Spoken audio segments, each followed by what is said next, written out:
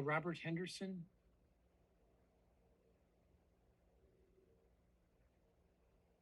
Ask a teacher how things are going at their school, and you are likely to get a disaster metaphor in response. Quote, "We're on fire.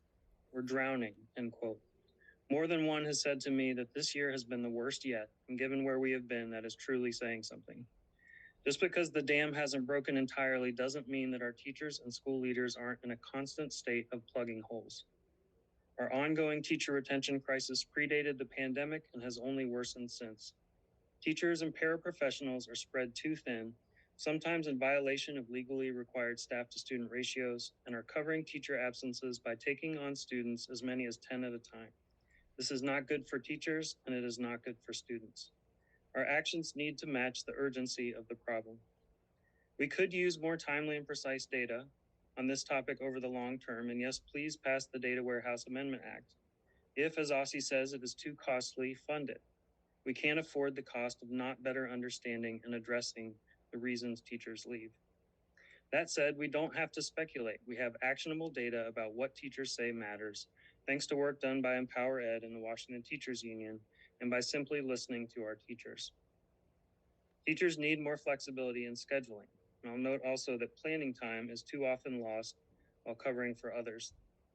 We need to pay our teachers more, and WTU needs a contract. We need to pay paraprofessionals and subs more.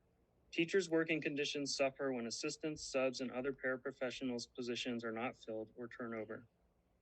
Replace the racially biased impact evaluation system with an unbiased evaluation oriented toward growth and support. Reduce testing and mandated tasks that teachers do not find helpful. And make mental health supports for children and adults standard across schools. Some schools have these supports and many do not. Of course, some of these things will need to be funded, and they might be expensive. But again, we cannot afford not to fund them. We will pay for it one way or another. On principal retention, I would like to raise a specific issue in Ward 5. Last year, one of our Ward 5 high school and middle school schools lost a veteran school leader who had taken on enormous burdens during the pandemic.